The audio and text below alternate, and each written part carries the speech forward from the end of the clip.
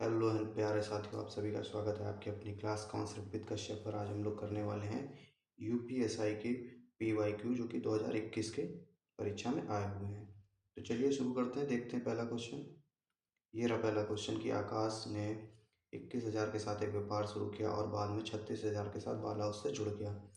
यदि वर्ष के अंत में लाभ समान रूप से विभाजित किया जाता है तो ज्ञात कीजिए बाला कितने महीने बाद व्यापार में जुड़ा। तो भैया लाभ क्या हो रहा है, बराबर बराबर बढ़ रहा है। तो आकाश ने 21,000 रुपये लगाए हुए हैं और वर्ष के अंत में है, मतलब इसने पूरे 12 महीने के लिए लगाए। बाला कुछ महीने बाद जुड़ा है और 36,000 रुपये इन्वेस्ट करके वो जुड़ गया। नहीं पता है कितने महीने बाद, मान लेते हैं टी समय के लिए, लेकिन दोनों का लाभ बराबर बराबर मिला, यानी 1:1 में लाभ मिला है। तो इसको जब हम लोग कैलकुलेट कर लेंगे तो यहाँ से देखो, ये 3 जीरो और ये 3 जीरो कट जाएंगे। 12 से 36 3 बार में कट जाएगा, 3 से 21 7 बार में कट जाएगा। यहाँ से जब हम लोग क्रॉस मल्टीप्लाई करेंगे तो टाइम बराबर आ जाएगा 7 माह। इसका मतलब है कि जो बाला है, बाला सिर्फ 7 महीने के लिए उसने पैसे लगाए हैं। तो कितने महीने बाद आया होगा, कितने माह बाद आया, बोला गया है कितने माह बाद आया। तो कितने माह बाद आया भैया, कुल हमारे 12 महीने होते हैं, उसने सिर्फ 7 महीने पैसा लगाया, यानी 12 बाला जो है वो 5 महीने बाद व्यापार में जुड़ा। तो चलिए आइए देखते हैं दूसरा क्वेश्चन हमारा। एक व्यक्ति ने 29,500 रुपये को 12% और 15% के साधारण ब्याज पर दो अलग अलग योजनाओं ए और बी में निवेशित किया। दो अलग अलग योजनाओं में निवेशित किया। ए में उसने 12.5% पर निवेशित करा है 2 साल के लिए। बी में उसने 15% पर निवेश किया हुआ है 2 साल के लिए। तो कुल ए से उसको 25% का जो है धन मिलना चाहिए, बी से उसे 30% ब्याज मिलना चाहिए। अगर मैं मान लूँ उसने ए में भी 30% पर निवेश किया होता, तब उसे कुल कितना ब्याज मिलता। 30% पर अगर वो निवेश करता तो 29,500, फिर 30% का अगर ब्याज उसको मिलता तो कुल कितना ब्याज मिलता। 2 जीरो से 2 जीरो अगर हम लोग कैंसिल कर दें तो 3×5 = 15 का 5 यहाँ से लगे 1, 3×9 = 27, 1×28 का 8 यहाँ से लगे 2, 3×2 = 6, 2 8, 8,850 रुपये उसको कुल ब्याज मिलना चाहिए था, लेकिन मिला उसे कितना, 8,350 रुपये ही मिला। अंतर कितने का आया, ये जो अंतर आया ये आया भैया 8,850 और 8,350 रुपये में कितने का, 500 का अंतर आया। ये 500 अंतर जो आया वो किसके कारण आया, यहाँ पर 25% पे भी निवेश किया था 30% पे, लेकिन मैंने 30% जो एक्स्ट्रा ले लिया, यानी 5% जो मैंने एक्स्ट्रा ले लिया उसके कारण ही आया जो यहाँ पर 500 रुपये का। अब 500 रुपये का एक्स्ट्रा जो ब्याज मिला, ये बोल रहे हैं कि ए योजना में निवेश की गई राशि क्या थी। तो ए योजना में जो निवेश की गई राशि होगी वो अपने आप में 100% रही होगी। तो 100% इसको बनाने के लिए क्या करें, 20 से इधर गुणा करा दें। तो भाई 20 से यहाँ पर भी हम लोग मल्टीप्लाई कर लें, तो ये बन जाएगा हमारा कितना, 100%। 20 से यहाँ पर गुणा करा दो तो 5 दूनी 10 और 1 2 और ये 3 जीरो ये आगे इधर लगा दें हम लोग, कितना आ जाएगा, 10,000 आ जाएगा। यानी ए योजना में उसने 10,000 रुपये निवेशित किए थे। ऑप्शन हमारा बी करेक्ट हो जाएगा। चलिए अगला क्वेश्चन हम लोग देखते हैं, क्वेश्चन नंबर नेक्स्ट। क्या दे रहे हैं कि 360 के 200%, 360 का 200% के 150% के 40% का 30% का मान क्या होगा। तो सिंपल सी कैलकुलेशन है, बस कैलकुलेटिव है थोड़ा सा, और कुछ भी नहीं है। तो भैया कैलकुलेट कर लो आप, यहाँ से कितने ज़ीरो हैं, 1 2 ज़ीरो, एक ये 100 खत्म, 1 2 ज़ीरो, एक ये 100 खत्म, 1 और 2 ज़ीरो, एक ये 100 खत्म। तो सिंपली अब हमें ऊपर क्या मिल गया, 36 × 15, और सॉरी एक ये हमारा 2 छूट गया, ठीक है। तो इसको मैं क्या करूँ भैया, यहाँ पर 15 दूनी 30 लिख लूँ डायरेक्ट, गुणे इसको मैं 12 लिख लूँ और अपॉन में 100। देखो 1 0 ये भी काट लेते हैं हम लोग, तो ये हो जाएगा 36 हम लोगों का होता है 108, गुणे 12/10, 12×8 = 96, 12×12/10। तो 1 दशमलव हमारा लग जाएगा, जब दशमलव जो है हम लोग 10 से डिवाइड करेंगे, ये आ जाएगा 129.6। तो ये हमारा ऑप्शन नंबर हो जाएगा डी, करेक्ट हो जाएगा। सिंपल सी कैलकुलेशन थी बस। अगला क्वेश्चन, एक बाल्टी में 10 और 12 के अनुपात में तरल ए और बी है। क्या है भाई, तरल ए और बी है पहले से, किस अनुपात में, 11:12 के अनुपात में। कह रहे हैं कि इसमें से 92 लीटर मिश्रण निकाल लिया। अच्छा, 92 लीटर मिश्रण जब हम लोग निकाल लेंगे, निकाला, ठीक है, सॉरी यहाँ पर निकाला थोड़ा सा गलत हो गया। तो 92 लीटर जब हम लोगों ने यहाँ से मिश्रण निकाला,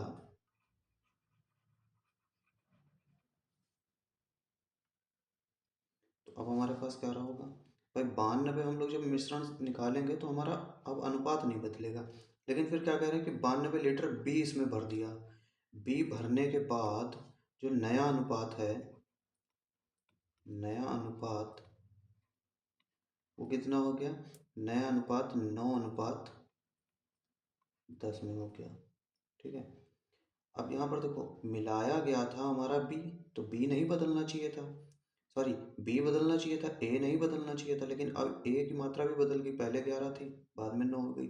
तो इसको हम लोग बराबर कर लें। बराबर कैसे कर सकते हैं, 9 और 11 का एलसीएम लेकर के। कैसे करेंगे भाई, यहाँ पर अगर हम लोग 9 से मल्टीप्लाई कर दें तो ये हो जाएगा 99 और ये हो जाएगा 108। इसको हम लोगों ने क्या करा है, 9 से गुणा करा है, तो यहाँ पर हम लोग 11 से गुणा करेंगे तो ये हो जाएगा 99 और 110। अब देखिए, ये अब हमारे मेन अनुपात हो गए। 108 से 110 कितने का अंतर आ रहा है, 2 का। ये 2 का अंतर किसके कारण आया है, जो 92 मिश्रण में बी मिला दिया गया। तो 2 की मात्रा कितनी हो गई, 92। एक कितना हो जाएगा हमारा, एक हो जाएगा 46। एक की वैल्यू कितनी हो गई, 46। लेकिन अभी पूछा गया कि तरल में, तरल बी की आरंभिक मात्रा क्या थी। तो तरल बी की आरंभिक मात्रा कितनी है, 108 अनुपात है पहली स्थिति में। तो ये हो जाएगा हमारा 108 की वैल्यू यहाँ पर निकाल लें, 108 गुणे 46, 108 गुणे 46। तो भाई 108 गुणे 46 आप कर लीजिए। तो 108 और गुणे 46 जब हम लोग कर लेंगे तो ये हमारा कितना आ जाएगा, ये आ जाएगा आपका 8 छंग 48 का 8, ऐसे लगे 1, 8 चौक 32, 32 और 36, 32 और 36। 1 मिनट भैया, कितना है हमारे पास, ये है आपका जो है 108 और 46,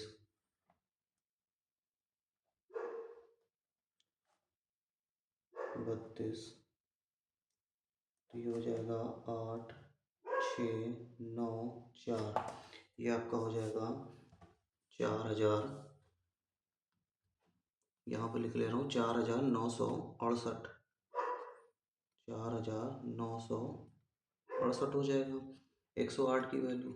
लेकिन ये अभी प्रारंभिक वैल्यू नहीं है। प्रारंभिक वैल्यू जो जो हमारी बी की होगी वो क्या होगी, मिश्रण में भैया 92 लीटर जो मिलाया गया था ना, तो उस 92 लीटर में कुछ हमारा ए भी निकला था और कुछ बी भी निकला था।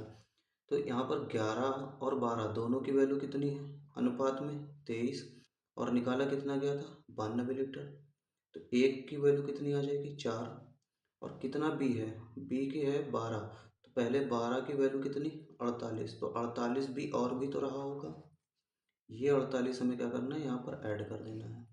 तो 8 8 16 का 6 हासिल लगे 1, 4 6 10 11 का 1 हासिल लगे 1, 10 का 0 हासिल लगे 1, 5।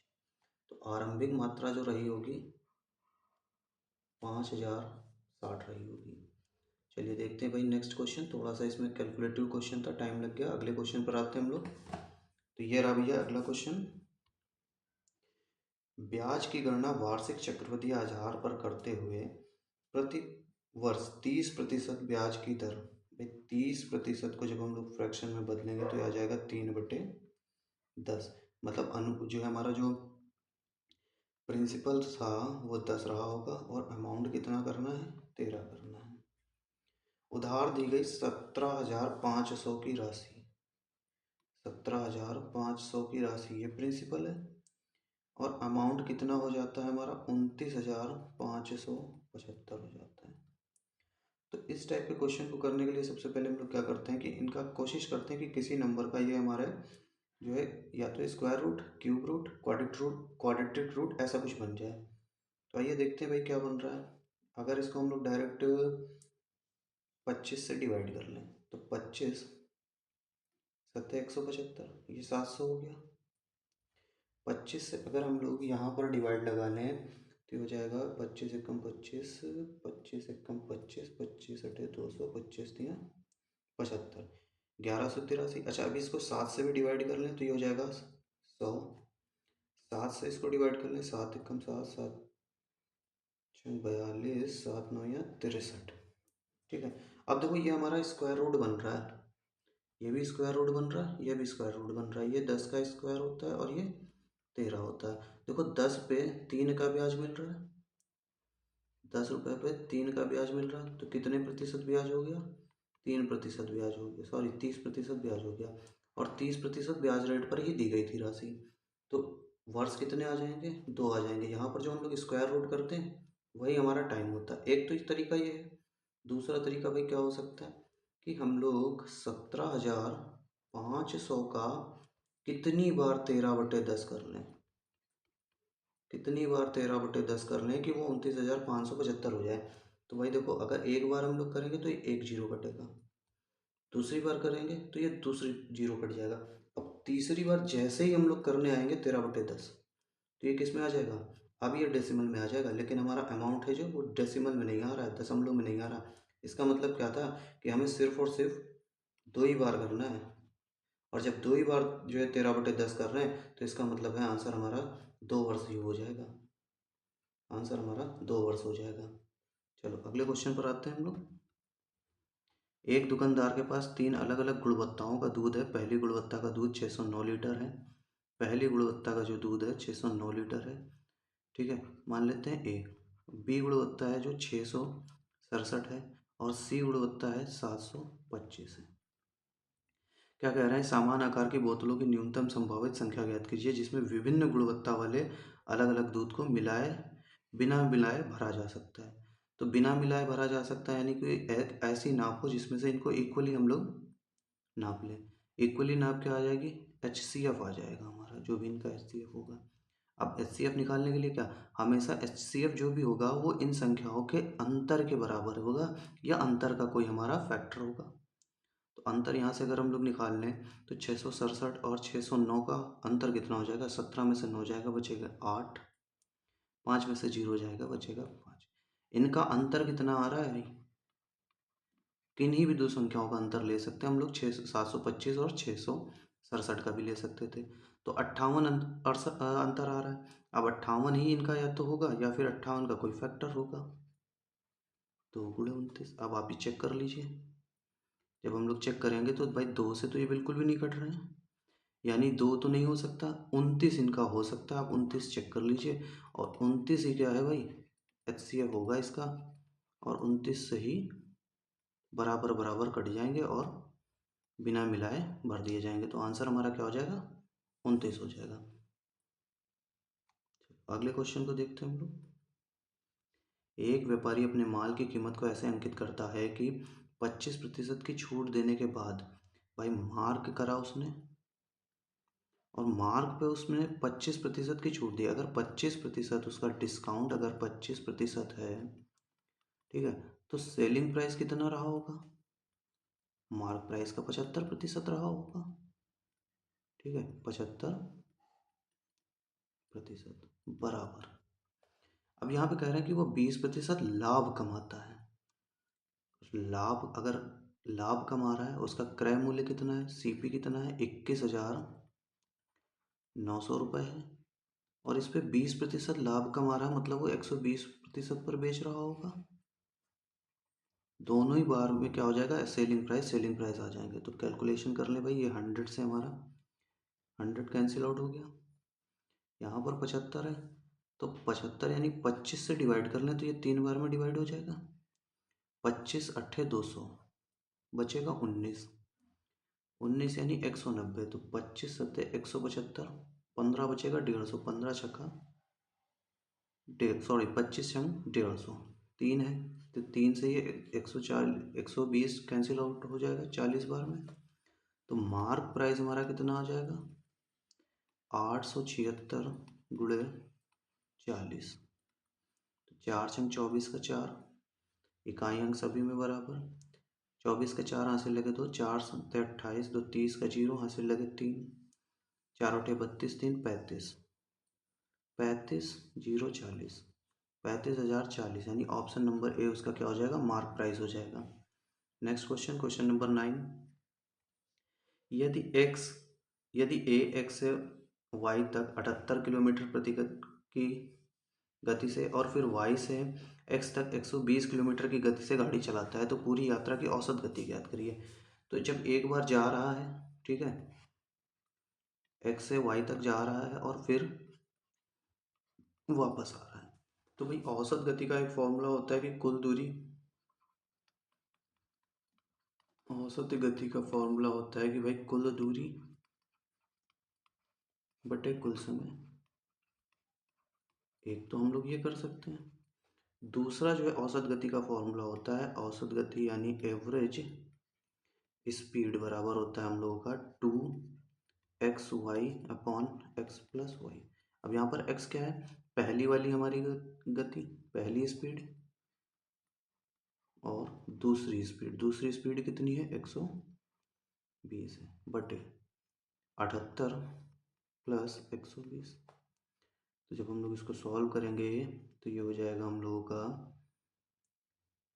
2 से अगर मल्टीप्लाई कर लें, 2 अट्ठे 16 का 6 हासिल लगाएगा, 2 सत्ते 14 15 गुणे 120 बटे 78 ऐड कर लें तो ये 8 9 और 198।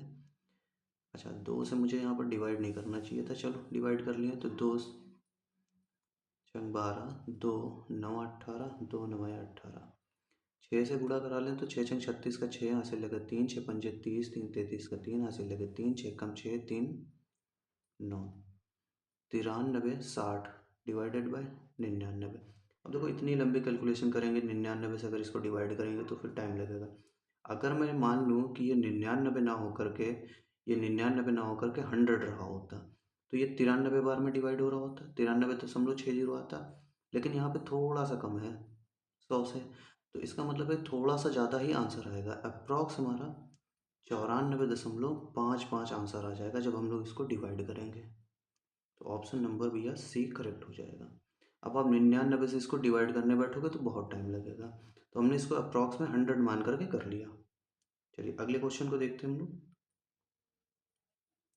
एम एन से 3 गुना कुशल कामगार है, एम और एन दो लोग दिए हुए हैं, इनकी इफ़िशियंसी क्या दी हुई है कि एम जो है एन से 3 गुना कुशल है, एन की इफ़िशियंसी अगर 1 है तो एम की इफ़िशियंसी 3 है।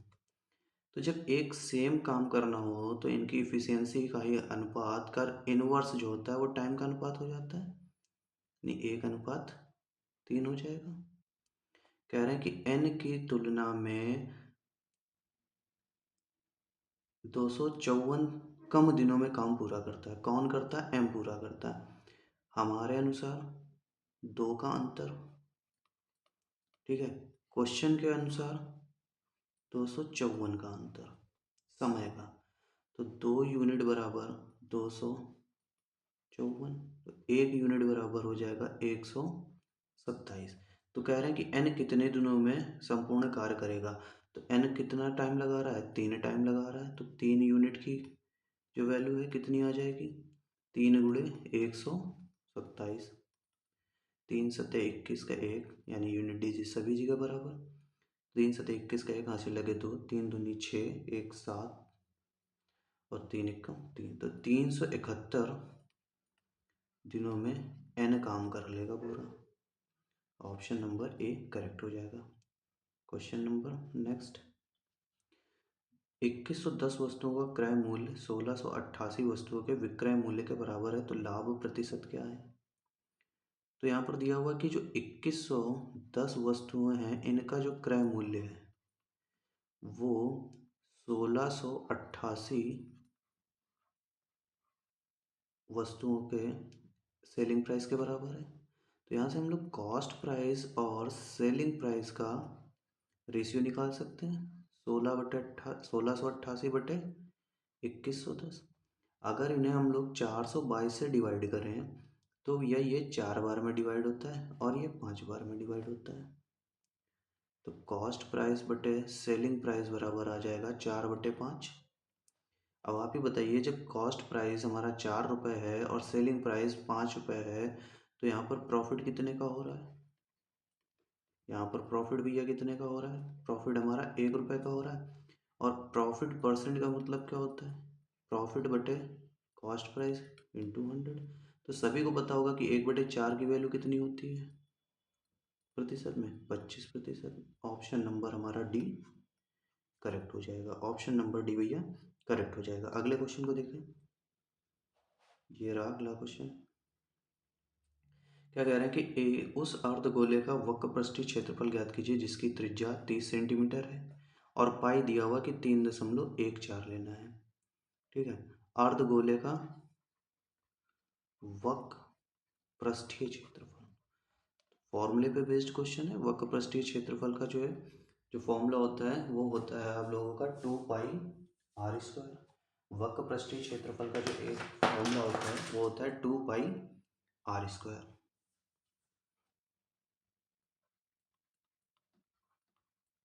तो देखिए भाई 2 पाई की वैल्यू बोला गया कि 3.14 रखना है। आर इसमें दिया हुआ है 30 सेंटीमीटर, 30 × 30।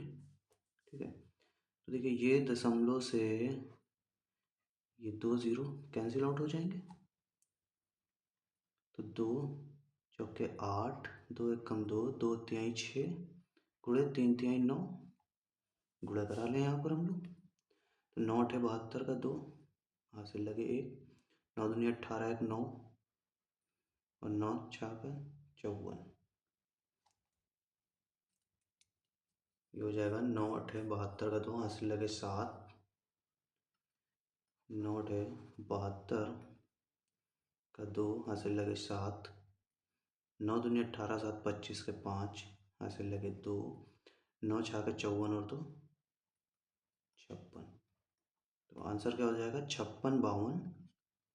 ठीक है, एक तो ये तरीका था, बट दूसरा हम लोग क्या कर सकते थे कि यूनिट सॉरी डिजिटल सम भी लगा सकते थे। यहाँ पर जब हमारे पास कैलकुलेशन हो गई 628 और 9 की, तो डिजिटल सम का कॉन्सेप्ट क्या होता है कि हम लोग ऐड करते हुए 9 नहीं लेते। यहाँ पर 9 है तो इसको नहीं लेंगे। फिर 8 2 10 और 6 16, 16 का डिजिटल सम 7 हो जाएगा। तो यहाँ पर देखो भाई डिजिटल सम क्या 7 बन रहा है। तो ये हो जाएगा 5 5 10 6 16, 5 5 10 6 16 2 18, 8 और 1 9, डिजिटल सम 9 बन रहा है। तो यहाँ पर भी 9 बनना चाहिए। ये कितना हो जाएगा? 16 1 7 गुणे 1। तो ये हमारा 56 52 आंसर हो जाएगा भाई। डिजिटल सम का कुछ गड़बड़ हो रहा है, देखते हैं हम लोग अगला क्वेश्चन। जब किसी संख्या को 61 71 से विभाजित किया जाता है तो शेषफल 99 मिलता है। उसी संख्या को 51 से विभाजित करने पर शेषफल क्या होगा? ऐसे क्वेश्चनों में अक्सर यही होता है कि जब भी जो संख्या पहले दी जाती है वो दूसरी जो संख्या होती है इससे विभाजित हो रही होती है। अगर हम लोग विभाजित करेंगे तो 10 बचेगा, ठीक है, और 7 और ये हो जाएगा 1। ठीक है, इसको जब हम लोग विभाजित कर लेंगे मतलब ये विभाजित हो ही रही होती है, ऐसा दिया ही जाता है क्वेश्चन। तो इस तरीके से क्या करेंगे हम लोग कि 99 जो हमारा बच रहा था, ठीक है, शेष, अगर उसी संख्या को 51 से हम लोग भाग देते हैं तो ये कितना शेष बचेगा? 51 से 51 बार में कट जाएगा और बचेगा कितना? 48 शेष बचेगा। कितना शेष आ जाएगा? 48 शेष आ जाएगा। अगला क्वेश्चन, जब एक धनात्मक संख्या n को 12 से विभाजित किया जाता है, n को जब 12 से विभाजित किया जाता है तो 4 शेष बचता है। तो मान लें कि हमने एक बार विभाजित किया था, तो n की वैल्यू क्या आ जाएगी? n की वैल्यू आ जाएगी 12 गुणे कोशिएंट यानी जो भाजक होता है प्लस भाग गुणे भागफल प्लस शेष। तो 12 एकम 12 प्लस 4 16 आ जाएगा। n मतलब बराबर आ गया 16।